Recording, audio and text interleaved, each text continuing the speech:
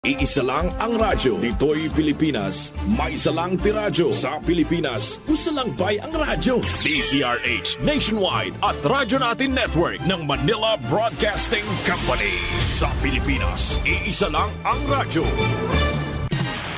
Serving the Philippines. This is MBC Media Group's Radyo Natin Nationwide, a member of the KBP. Radyo Natin Nationwide.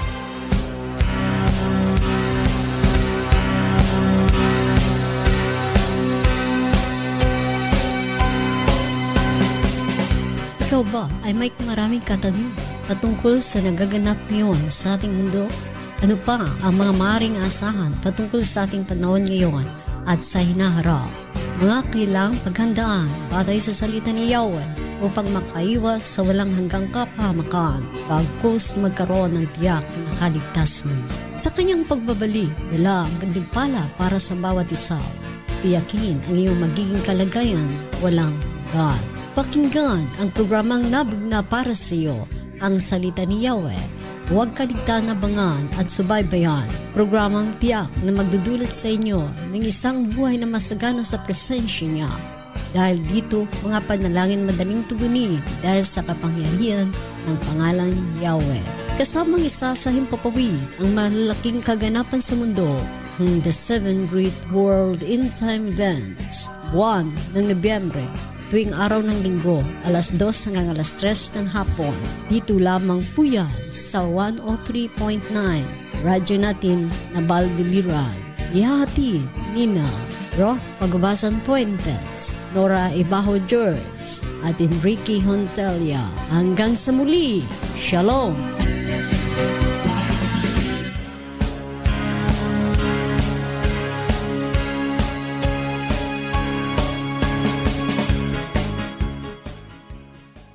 Kapayapaan ay sumanyo pong lahat mula sa himpilan ng tagapaghatid ng mabuting balita, ang Yeshua the Messiah Fellowship, ay hatid sa inyo ngayon ang The 7 Great World End Time Event, ang pagkakasunod-sunod ng mga pangyayaring darating sa panahon ng Third Era o tinatawag itong Great Tribulation and onwards. Wala po muli tayong Gospel News Broadcast sa ngayon. Gawa ng ating pong bibigyan daan ang buong aklat o topiko na mababasa sa pahayag o revelation. Waring atin na po itong sinimulan. Atin pong ituloy-tuloy ang pagbabahagi at pagbubunyag ng buong aklat ng pahayag sa kadahilanan.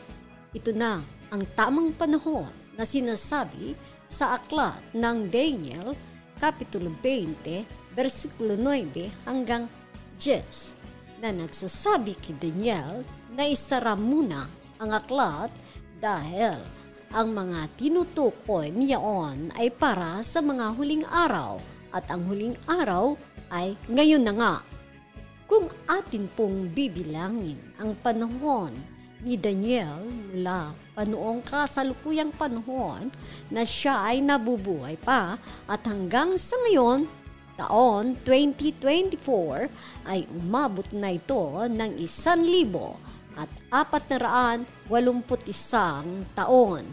Ang nakakaraan at 537 taon naman mula nang sa panahon niya hanggang sa pagdating ng ating Mesiyas.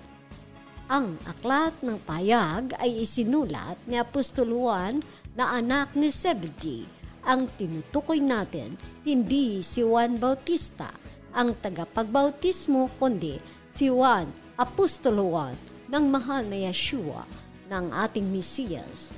Panahon ni Emperor Nero, taon 54 hanggang 56 CE o AD, o pagkatapos na umakyat sa langit ang ating Mesiyas.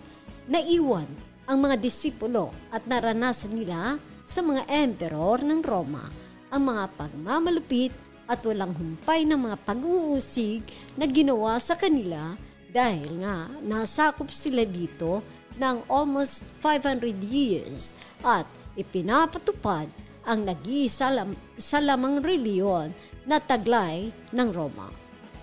Samantala, ang kanilang mga paniniwala at pagsunod sa ating Mesiyas na bagamat sa panahon nga niya ay may katahimikan pa sila sa ilalim ng pananakop ng Rome noong ang mahal na Yeshua ay nabubuhay pa o nandito pa sa lupa. Subalit, noong dumating ang mga pumalit na mga emperor pagkatapos ng umakyat sa langit ng ating mahal na Mesiyas ay napalitan na ng mga malulupit na mga Roman emperor na kung saan ipinagpauna na ng Mesiyas ang magaganap na habang sila'y nakakasama pa niya. Ang kanyang mga disipulo na mababasa nga sa aklat ng Lucas, Kapitulo 21, versikulo 12 hanggang 16, ang mga nakaamba na pag-uusig na kaharapin nila. Si Apostol Juan na may akda ng aklat ng pahayag o Revelation ay isinilang taong 6 CE o AD.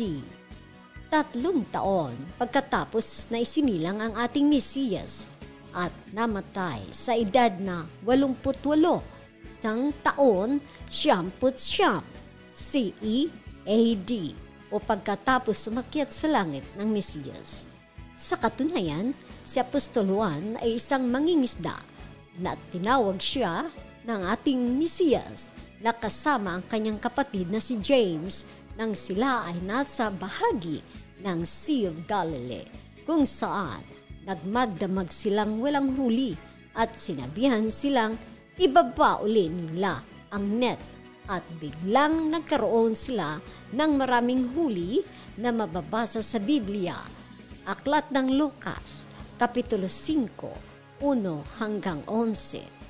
Naging daan ito sa kanila ng tinawag at sumunod sa kanya na mababasa sa Mateo, Kapitulo 4, versikulo 18 hanggang 22.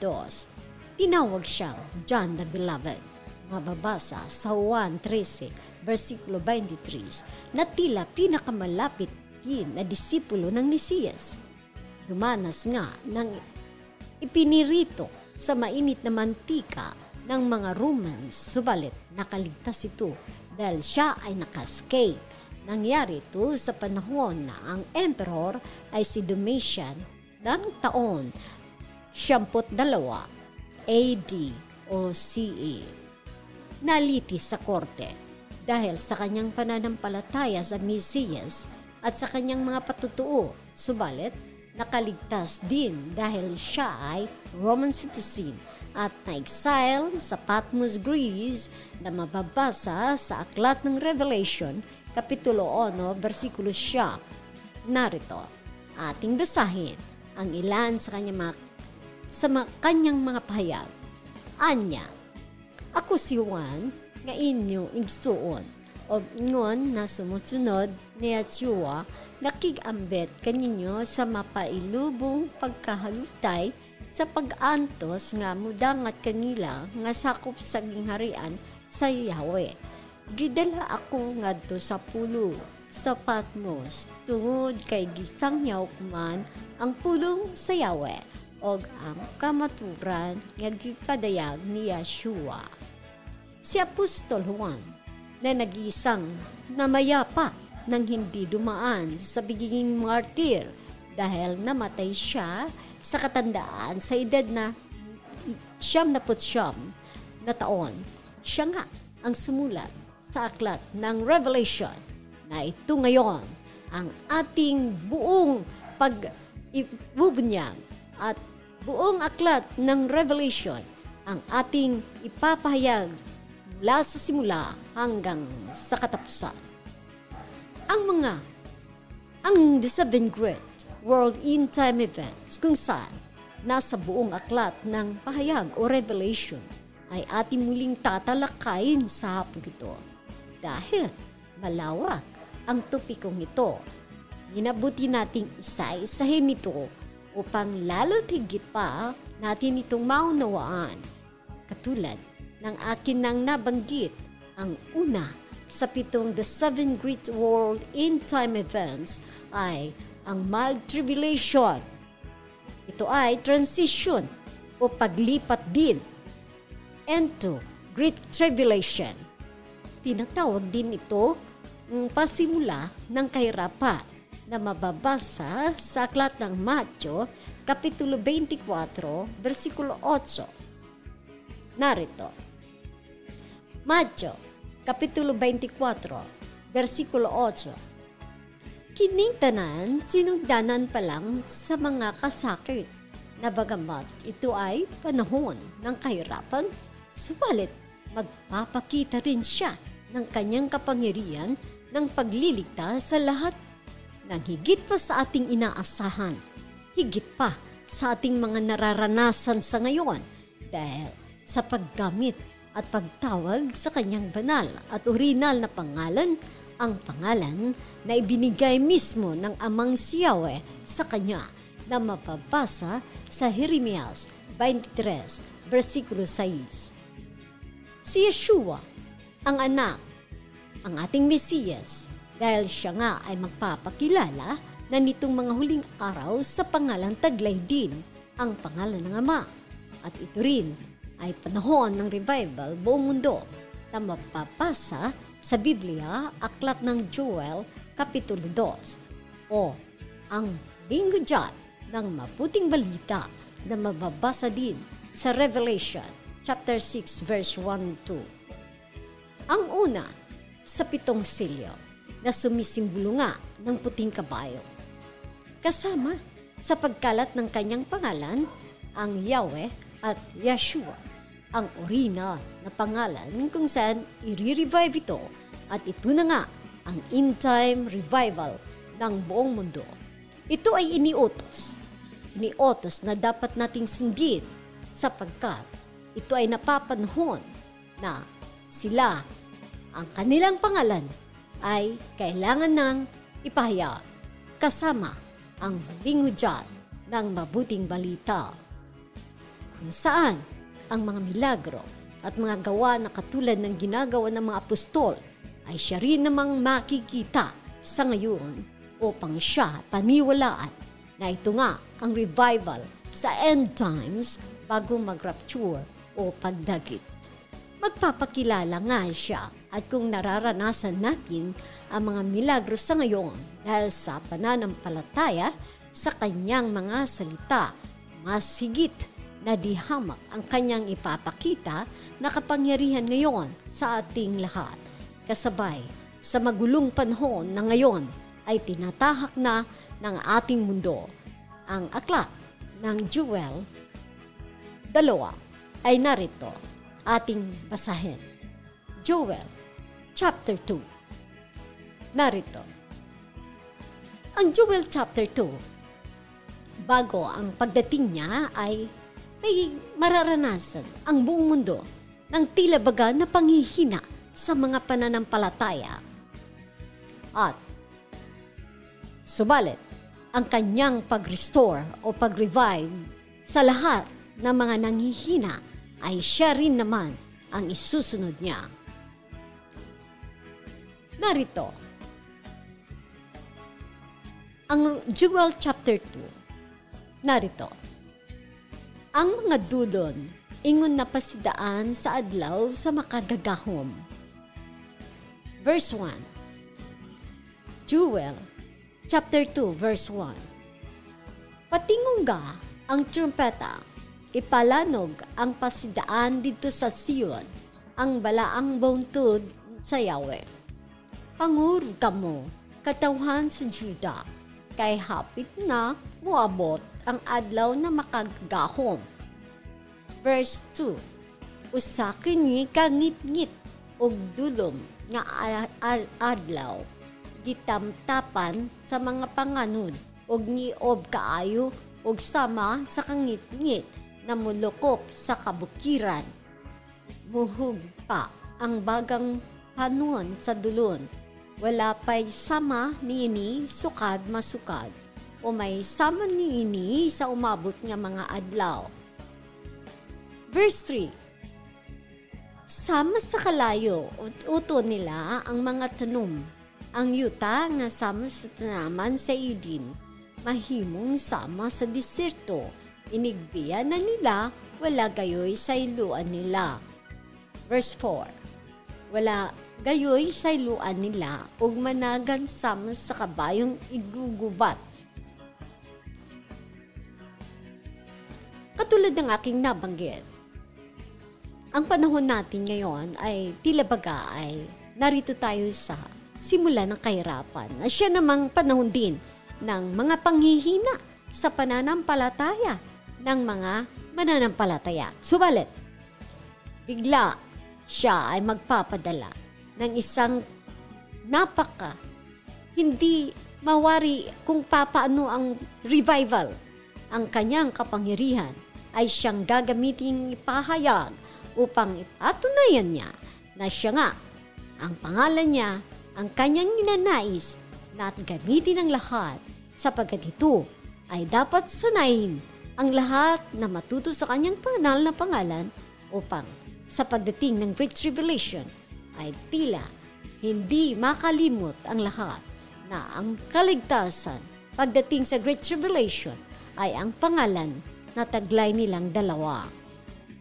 Verse 5. Ning panglukso nila sa tumoy sa mga bukid, maghaguro sila daw karway o daw ugong sagbot, nagisunog maglaray sila sama sa bagang kasundaduhan na andam sa pakagubat. Na ibig sabihin, sa pagka-restore ng mga nanghihina sa ngayon, taglay ang pangalan ng kanilang dalawa ay tila baga napakamalaki ang pagbabago sa lahat ng mga nanghihina dahil ang paggamit sa kanyang banal na pangalan ay may taglay ito na kapangyarihan. Kung kaya't ang revival ay magaganap nga sa ating kapanahunan sa ngayon. Verse 6. Inigsulong nila nangalisang og namanluspad ang tanan. Verse 7. Mudasdas sila daw mga sundalo ug mga kat sa mga paril. Mudasdas sila nga dili makaguliyang og walay panalit nga makasanta kanila. Ito na yung mga marirevive na mga lingkod, na mga mananampalataya na hindi mahadangan na pag sila ay na-revive ay talagang kakalat ng husto ang kanyang salita para sa huling hudya buong mundo. Verse 8. Dili sila mailugay sa ilang agian o walay panalipod nga makasanta kanila. Verse 9. Musulong sila sa syudad, mangatkat sa mga paril, manaka sila sa kabalayan ug moagi sa mga bintana daw kawatan. Verse 10. Muuyugang kalibutan, inigsulong nila ug makurog ang kalangitan, mungit-ngit ang adlaw ug ang bulan, ug dili na mudanag ang kabituunan. Verse 11. Manduan sa makagagkahom ang iyang kasundaluhan. Ito tinatawag na end-time missionaries and ministers. Kaya ganito ang i-raise up niya sa revival, ang mga lingkod niya sa huling araw.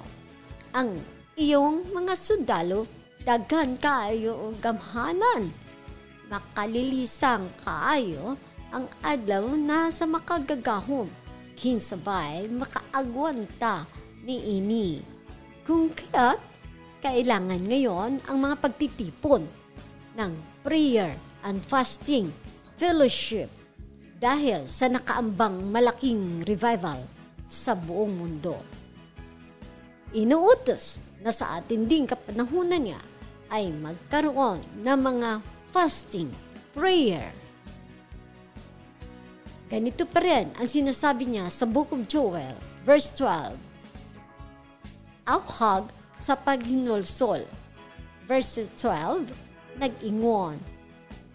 Ang makagagahom, apan bisan karon paghinulsol kamo sa kinusing-kasing og balik kamo na magpuasa, maghilak og magbangutan.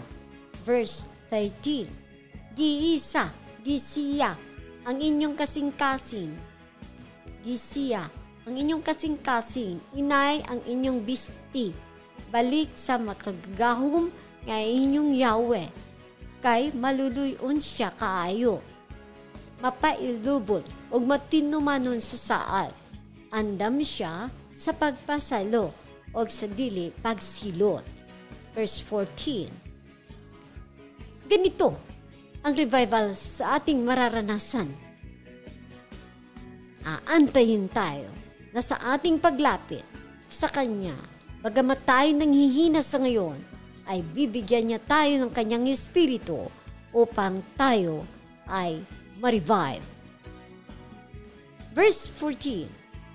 Basin pang maluoy ang makagagahom kanato o panalanginan niya ang atong mga uma aron may trigo o bino kita nakaihalad kanya.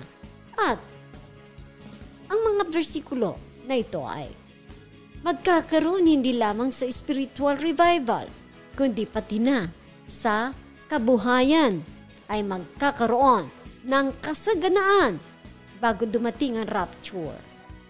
Ito ang pinapahayag sa aklat ng Joel na mayroong pananagana na darating. Verse 15. Patiguga ang trumpeta sa bukid sa Sion, sugua ang katauhan sa pagpuasa, pagtawag o sa katigom. Kaya lamang kailangan natin upang maganap ang tuloy-tuloy na revival at dumating ang kanyang malayong pagkilos, taglay kanyang kapangyarihan na noon ginamit din niya sa una na sa mga apostol ay gagamitin din naman niya ngayon sa malaking revival na ito. Kaya sa verse 15, patinguga ang trumpeta sa bukid sa Sion, sugua ang katawan sa pagpuasa, pagtawag ug sa katigom. Verse 16, tiguma sila og andama sa usa ka balaang panangtigom, iapil ang mga tigulang, ang kabataan, lakip ang mga masuso, bisan ang bago pang gikasal, kinahanglan nga moapil sa maayong tigom. Verse 17, ang mga pari nga nag-alagad sa makagagahom, sa tunga-tunga, sa pultahan, ug sa halaran sa templo, kinahanglan nga maghilak ug magampo nga nag-ingon. O, makagagahom, kaluyi, kintawon na imong katawhan, ayaw itugot na tumayan, tamayon kami, o biyay-biyayon sa ibang mga nasud o ingnan. Hain naman ang inyong Yahweh. Ang katulad ng sinabi ko, hindi lamang sa spiritual, ang kanyang i-restore ang spiritual side ng lahat ng mga mananampalataya na nangihina, ay kailangan kayo magbalik loob sa Kanya at magkusa.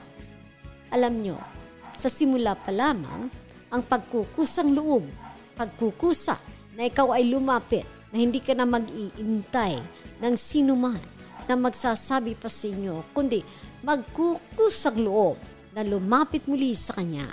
Ito ang ngayon inaabangan na ng ating dakilang Mesiyas sa bawat isa. Ang pag-restore o ang pag-revive natin sa spiritual na aspeto ay kasama ding i-revive ang ating mga kayamanan. Ayon sa sinabi sa Joel verse 18, ang pagkahiuli sa katambok sa yuta. Unya, gipakita sa Yahweh sa makagagawm na nahingawa siya sa iyang yuta ug naluoy sa iyang katawhan. Verse 19, mitubag siya kanila, karon hatagan ko kamo trigo, bino og lana og matangbaw kayo, kayud kamo, dili na kamo tamayon sa ubang nasod. Verse 20, ipahilayo ko kaninyo kining mga dulon, nga daw kasundaluhan, nga gikan sa amihan, og abugon ko sila ngadto sa kamingawan. ang naguna nila. Abugon ko ngadto sa patayng dagat ug ang ulahi ngadto sa Mediteraneo. Mga baho ang patay nilang mga lawas, uungon ko gayod sila tungod sa ilang gibuhat kaninyo. Verse 21. Mga kaumahan, ayaw na kamong kalisang. Paglipay o pagsadya kamo tungod sa tunan naggibuhat sa makagagawm alang kaninyo. Verse 22. Mga hayop, ayaw na kamong kahadlok. Lunhaw na ang mga sibsiban, namunga na ang mga kahoy o daghan nag-igos o ubas. Verse 23. Pagmaya na kamo, katawan sa Sion, paglipay kamo, tungod sa nabuhat sa mga gahom sa inyong Yahweh, gihatagan kamo niya kikinahanglan ulan sa panahon sa tiginit, ingon man sa tingtugnaw o sa tingsalingsing, sama ni adto. Verse 24.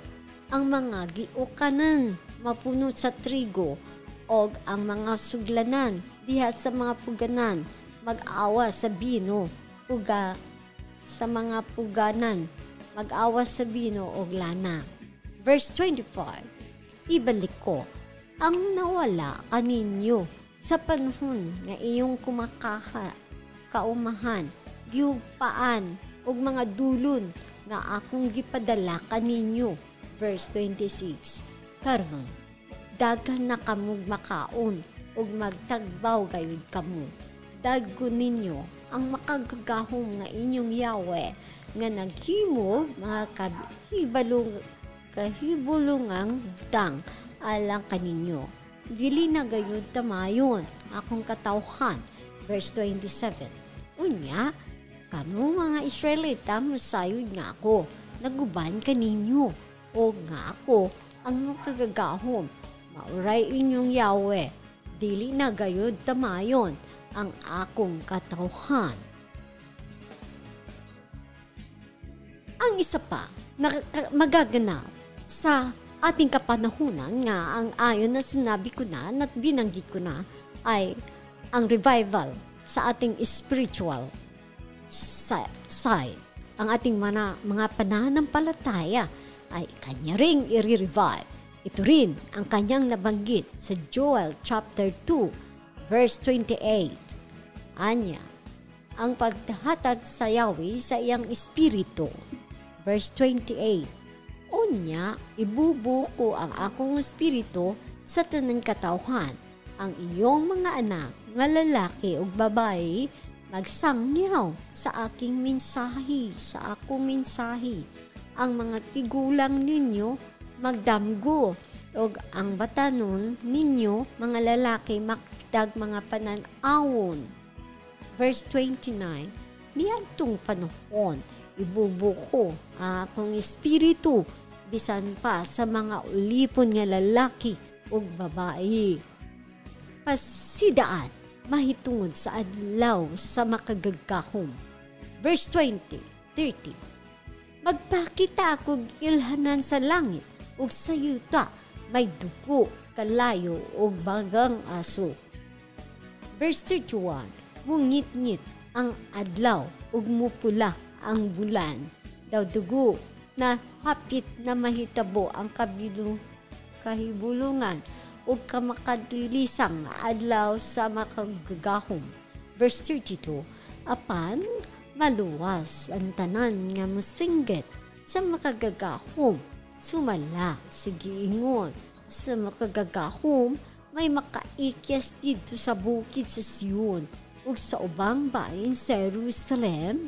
Uban niadtong nahibiling buhi, mao kadtong tinawag sa makagagahom. Iyon, verse 32. Kung kaya, makikita din natin sa ating panahon ngayon ang sinabi na may mga palatandaan siya sa signs na kanyang ibibigay sa araw, sa buwan, bago pa dumating ang ating mahal na Mesiyas. At ang iba sa mga palatandaan ay narito sa end times ay mayroong 50 dahil pagkatapos nito ay sumunod ang second o pangalawang silyo. Walang iba ang Great Tribulation, Matthew 24 verses 21 to 22. Pagkatapos lamang ng ilang awitin na ating ipi-play ngayon, antabayanan po ang karugtong ng ating pong tatalakayin. Nasa Book of Revelation na tayo.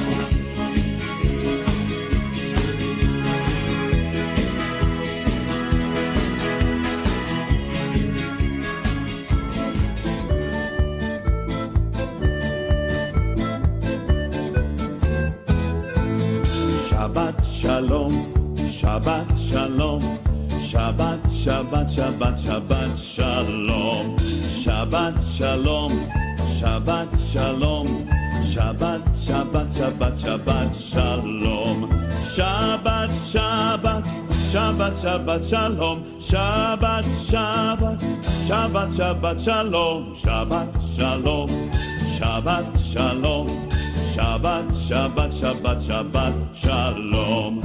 Am Yisrael, Am Yisrael, Am Yisrael Chai. Am Yisrael, Am Yisrael, Am Yisrael Chai. Am Yisrael, Am Yisrael, Am Yisrael Chai. Am Yisrael, Am Yisrael, Am Yisrael Chai. O Davinu Chai, O Davinu Chai, O Davinu, O Davinu, O Davinu Chai. O Davinu Chai, O Davinu Chai, O Davinu, O Davinu, O Davinu Chai. Havenu Shalom Alechem, Havenu Shalom Alechem, Havenu Shalom Alechem, Havenu Shalom, Shalom, Shalom Alechem, Havenu Shalom Alechem, Havenu Shalom Alechem, Havenu Shalom Alechem, Havenu Shalom, Shalom, Shalom Alechem. Shalu Shalom Yerushalayim, Shalu Shalom Yerushalayim, Shalu Shalom Yerushalayim, Shalu Shalom Yerushalayim, Shalu Shalom, Shalu Shalom, Shalu Shalom, Shalu Shalom Yerushalayim. Pedí por la paz de Jerusalén, pedí por la paz de Jerusalén, pedí por la paz de Jerusalén, Jerusalén por siempre viva en paz. Shalom, Shalom, Shalom, Shalom, Shalom, Shalom, Shalom, Shalom, Yerushalayim, Shalom. Marami ang nagtatanong, paano natin na nagkaroon tayo ng pagkakataon, no, na nakita natin ang pagkakasunod-sunod. Kung inyong mapapansin, bibihira po ang nagbibigay ng mga paliwanag pagdating po sa Book of Revelation. Dahil ang Book of Revelation ay mga propesiya. Kaya kung ang isang lingkod ng mahal na Yeshua, kapag mayroon siyang tinatawag na binigay na gift na nakakaintindi o nakakabasa sa mga propesiya at sa tamang panahon kung saan ang propesiya ay maaring maganap na ang timing ng propesiya kung kailan ito magaganap ay nagbigay ng, let's say, gift, no?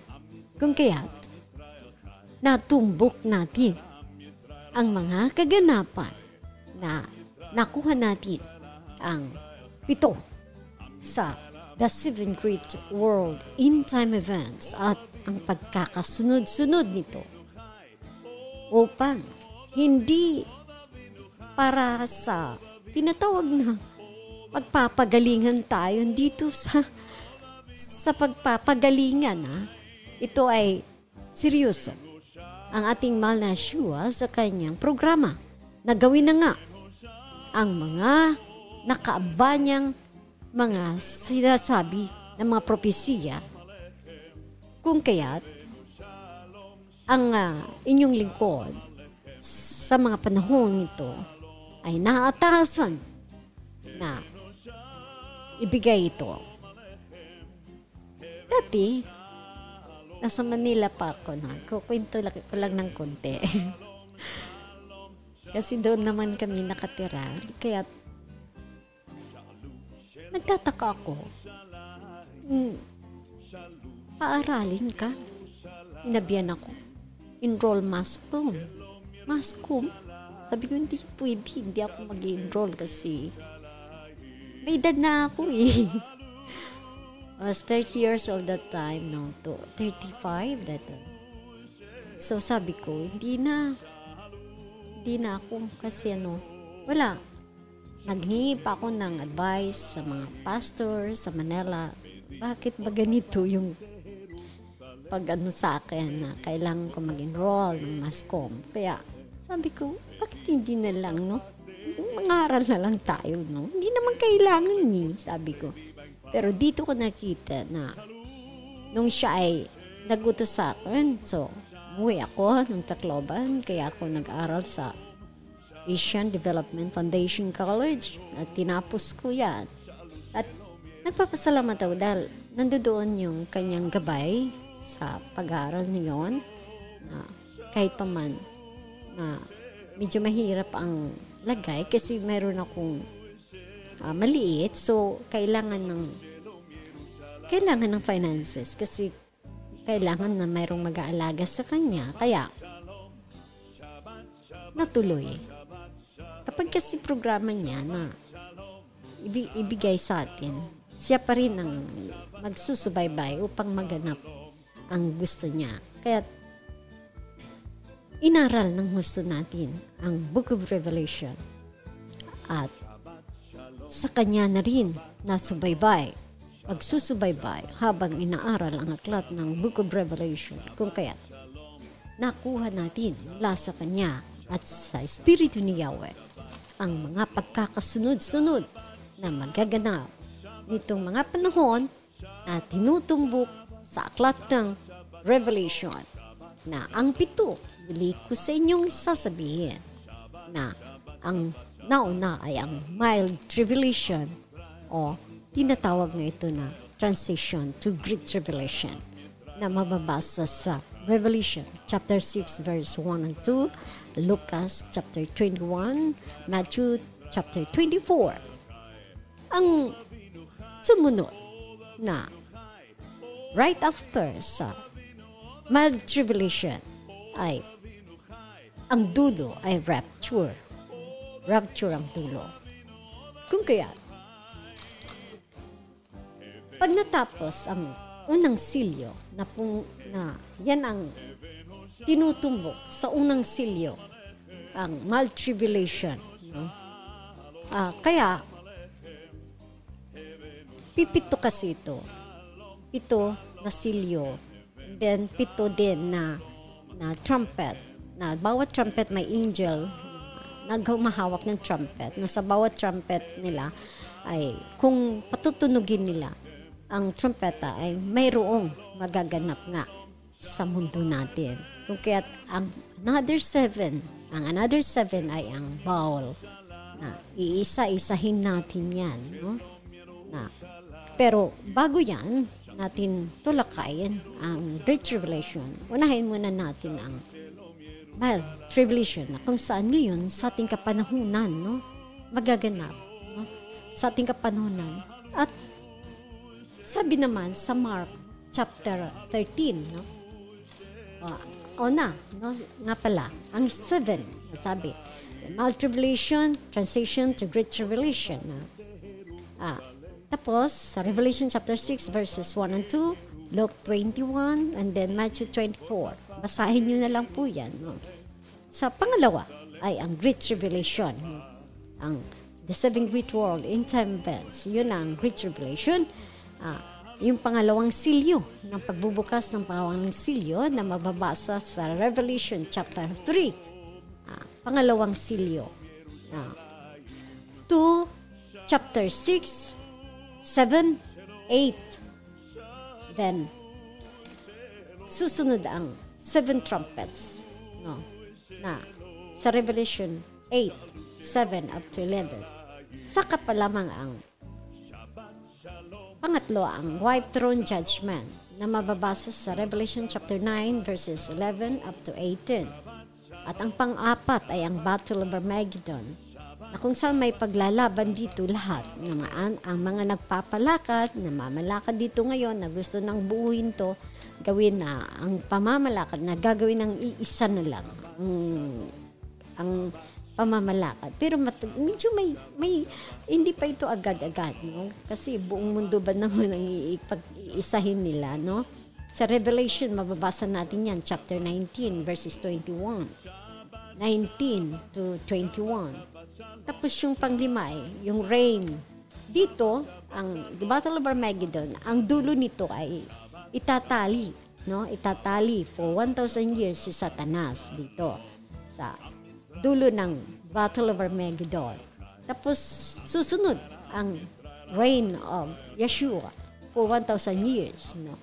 So, dahil nakulong na palahat na ng mga nagpamamalakad, no, sa mundo na gusto nilang magbuo na ito ng pag natapos yun ang first na battle. Kasi dalawa ito, battle, no? Ang battle ng mga namamalakad dito sa mundo na sa tinatawag na Antichrist, lahat yun.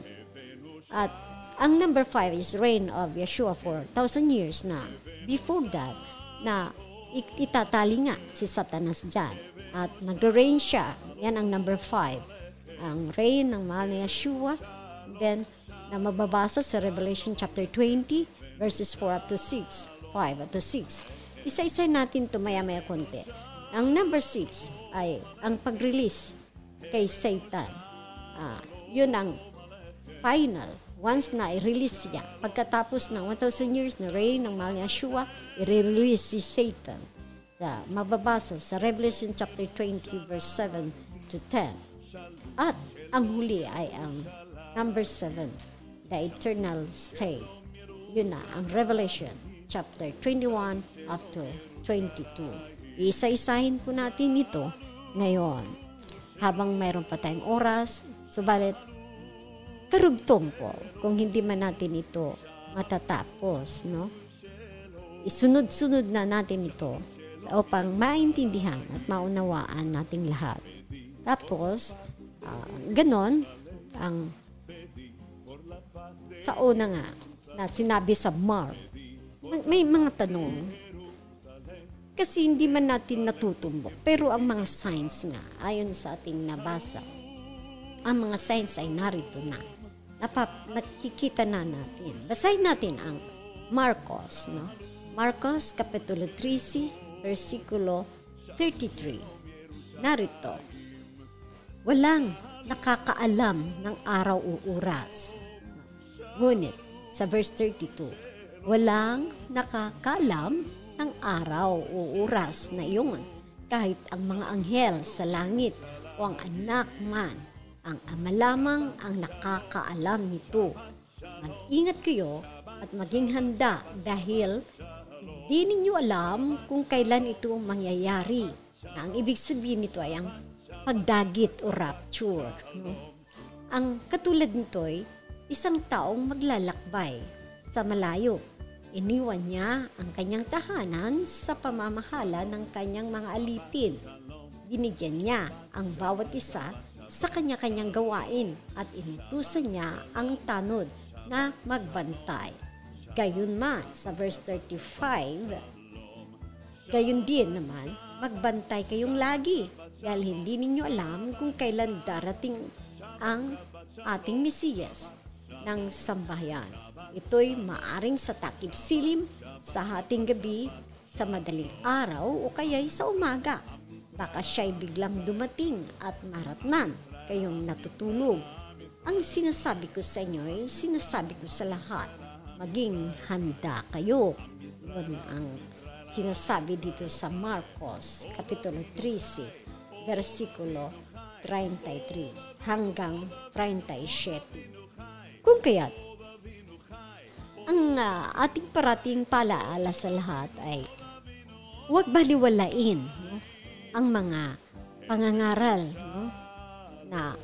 o ang Biblia. Kung mayroon kayong Biblia, simulan na natin basahin yan. Kasi para din yan sa atin Hindi na mapipigilan kung yan dumating ang oras ng pag-implement ng mahal na Yeshua sa programa ng Ama. No? Walang sino man na maaring humadlang. Pag dumating ang panahon na yan, tuloy-tuloy yan. Hindi tayo pwede na, anong nangyari? Wala tayong magagawa eh. Kaya may magagawa lamang tayo kapag mahanda tayo. Yung sinasabi dito na maging handa. May magagawa yan. May magagawa tayo kapag handa tayo. Pero kung hindi tayo handa, wala tayong nalalaman. Wala talaga tayong malalaman at hindi natin alam paano ba natin gagawin, paano ba tayo mag-react, paano ba, no? Ay, kaguluhan niya. Paano ka mag-react sa gitna ng kaguluhan? Paano mo dadalhin ang sarili mo sa gitna ng mga kahindik-hindik ng mga pangyayari na nailagay na nga sa Biblia? Hindi ito tinatawag na, hindi nga ito magaganap po ito. Kasi sinabi na po. Bakit? Dahil ayon sa akin, patuloy na sinasabi sa inyo, kay tatapusin na nga para tayo ay ibalik na nga kung nasaan tayo. Kaya nga lagi nangangaral ang mga lingkod ng mahal na Yeshua na kaligtasan, no? Tumanggap ka. Dahil upang ka maligtas. Bakit ba ito paulit-ulit, no? Bakit napufokus ang kanilang pangangaral sa patungkol sa kaligtasan na parang binabaliwala natin? Dahil ang mundong ito ay nilagyan na ng panahon na kung saan kanya itong tatapusin at nagpapasimula na nga tayong ating tinatahak na ang mga panahon na kung saan patungo na nga sa kanyang pagre-reveal sa mga pangyayari na nakikita natin na nagpapatutuo sa kanyang mga salita, sa kanyang mga propesiya sa aklat ng Book of Revelation. Kaya focus po tayo sa Book of Revelation. Ang ating programa ay walang iba kundi ang Book of Revelation na ating ihahayag. Isa-isahin natin upang atin ito maunawaan. Na hindi po natin ito pagwalang bahala dahil ang ating mundo ay hindi na po katulad nung dati na tayo po ay mapayapa, mamaya maririnig mo sa balita, makikita mo, nakakagulat na mga balita, no? Ang dati namang hindi ginagawa dyan sa Facebook, makikita mo, lantaran na kung ano-ano pa sinasabi, no? Kaya ingat po tayo sa ating mga anak sa paghawak ng mga cellphone nang hindi po sila ma-influensyahan. Maraming salamat po muli. At ngayon ay atin pong pakinggan ang mga awitin na ibibigay sa atin sa ngayon. Salamat po muli. Paalam. Heaven o shalom alechem. Yeah, he's good all the time. He put his own praise in his heart. Yeah, he's good all the time. darkness now, His light will shine. Yeah, it's good. Yeah, it's good all the time. If you're walking through the valley and there are shadows, do not fear. He will guide you. He will keep you safe and sound. He has promised to never leave you nor forsake you. And His word is true. Yeah, it's good all the time. He put His own praise in His heart and mind. Yeah, it's good all the time. To the darkness now, His light will shine. Yeah, it's good. Yeah, it's good all the time. And we're sinners, and so unworthy. Just help for us, He chose to heal us with His Holy Spirit. Now we can stand and testify that His love is everlasting and His mercies they will never end. Yeah, He's good all the time. He put His own praise in His heart and mind. Yeah, He's good all the time. To the darkness now, His light will shine. Yeah, He's good. Yeah, He's good all the time. Though I may not understand all the plans You have, my life is in Your hands, and through the eyes of faith I can clearly see that yeah, He's good all the time. He put His own praise in His heart and mind. Yeah, He's good all the time. To the darkness night, His light will shine. Yeah, He's good. Yeah, He's good. Yeah, He's good. Yeah, He's good. Yeah, He's good. It's so good all the time.